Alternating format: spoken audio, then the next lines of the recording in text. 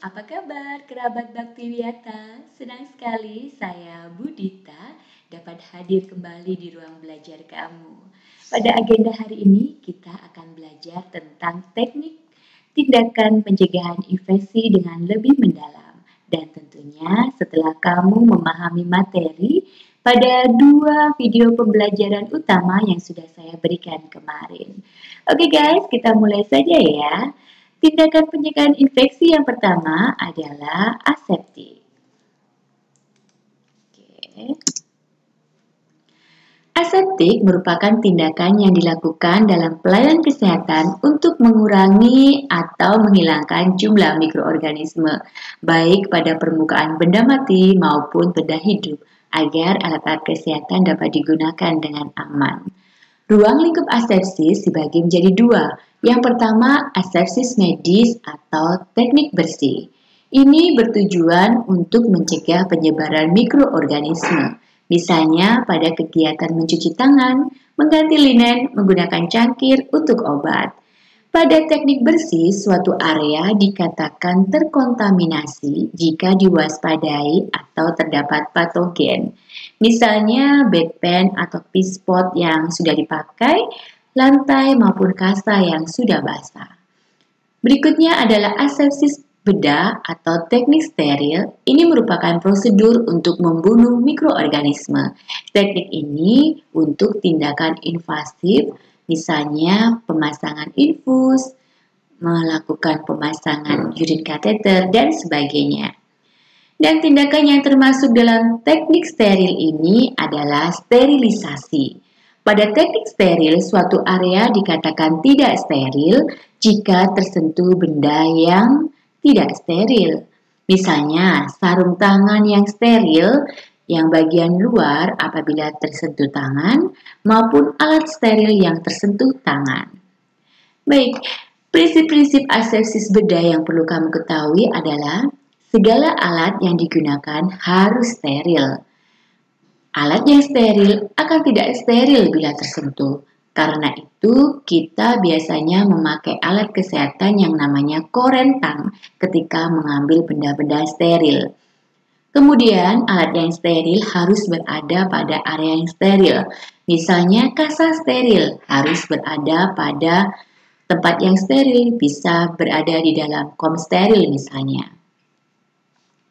Kemudian mengenai 8 prinsip tindakan asepsis pada umumnya, yaitu yang pertama, semua benda yang menyentuh kulit yang luka atau benda itu dimasukkan ke dalam tubuh, maka benda tersebut haruslah steril.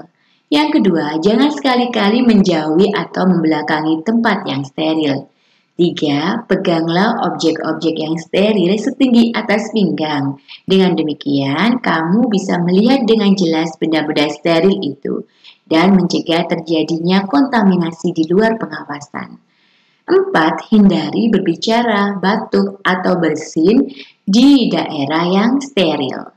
Yang kelima, jangan sampai menumpahkan larutan apapun pada kain atau kertas yang sudah steril. 6. Bukalah bungkusan yang steril sedemikian rupa sehingga tidak terjadi kontaminasi pada benda steril itu. 7. Objek yang steril menjadi tercemar loh jika bersentuhan dengan objek yang tidak steril. Kedelapan, kamu perlu ingat, cairan itu mengalir menurut daya tarik bumi. Jadi misalnya kalau kamu pegang alat kesehatan seperti forceps, kemudian ada cairan desinfektan yang mengalir di situ, bisa jadi forceps itu menjadi tidak steril lagi. Oke, teknik berikutnya adalah antiseptik. Antiseptik merupakan upaya pencegahan infeksi dengan menggunakan zat atau bahan yang dapat membunuh atau melemahkan pertumbuhan mikroorganisme pada kulit dan jaringan tubuh lain. Tetapi spora dan virus yang mempunyai daya tahan sangat kuat masih tetap hidup. Contoh antiseptik yaitu yodium, hidrogen peroksida, dan alkohol. Contoh antiseptik yang alami, propolis, minyak cengkeh, madu, kayu manis, bunga rosella, minyak oregano, daun kemangi, kunyit, jahe, daun jambu biji, dan banyak lainnya. Contoh tindakan antiseptik adalah penggunaan larutan 2% iodium dalam alkohol 70% untuk membasmi kuman yang ada di permukaan kulit sebelum injeksi obat. Ya, kemudian tindakan berikutnya adalah dekontaminasi. Dekontaminasi adalah upaya untuk mengurangi atau menghilangkan kontaminasi oleh mikroorganisme pada orang, peralatan, bahan, dan ruang melalui desinfeksi dan sterilisasi dengan cara fisik dan kimiawi.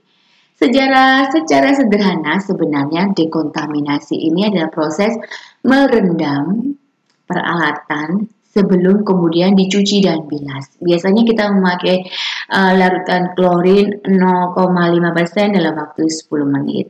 Yang selanjutnya dicuci dan bilas. Kemudian ada teknik sterilisasi dan desinfeksi tingkat tinggi yang akan kita bahas pada bab selanjutnya. Tindakan pencegahan infeksi berikutnya adalah desinfeksi. Ya, teknik desinfeksi ini sekarang sedang marak digunakan sebagai upaya pencegahan infeksi dalam kondisi pandemi COVID-19. Ya, ini merupakan upaya untuk mengurangi dan atau menghilangkan jumlah mikroorganisme patogen penyebab penyakit. Tapi ingat, tidak termasuk sporanya loh. Apa sih spora itu? Spora adalah satu atau beberapa sel yang terbungkus oleh lapisan pelindung, yang dia itu bisa mengamankan dirinya terhadap pengaruh buruk dari lingkungan yang ekstrim, misalnya sangat panas atau sangat dingin.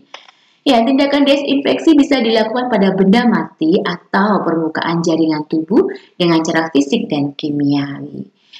Di sini tampak jenis bahan desinfektan yang bisa kamu pakai dan pastinya sudah kamu praktekkan ketika pelajaran ilmu kesehatan masyarakat di semester kedua saat kamu kelas 10.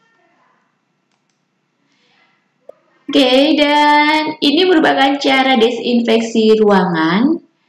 Bisa kamu buka kembali video yang sudah kamu bikin ya, karena itu adalah praktikum tentang desinfeksi ruangan yang sebenarnya juga berhubungan dengan tindakan pencegahan infeksi di bab ini. Oke, kita lanjutkan. Berikutnya adalah sterilisasi. Sterilisasi adalah upaya untuk menghilangkan semua mikroorganisme dan spora dengan cara fisik dan kimiawi.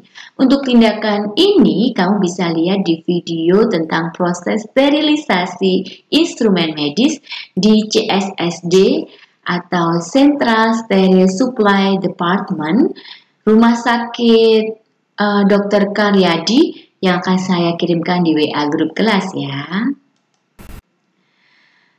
Berikutnya tindakan pencegahan infeksi yang paling sederhana yang sekarang sangat digerakkan oleh pemerintah untuk masyarakat, yaitu mencuci tangan dengan benar.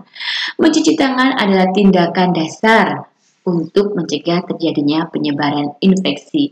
Tujuannya ada 6, diantaranya adalah menurunkan jumlah mikroorganisme di tangan, menurunkan resiko perpindahan mikroorganisme ke pasien, menurunkan resiko kontaminasi silang antara pasien, menurunkan resiko perpindahan organisme sumber infeksi ke diri perawat dan pasien.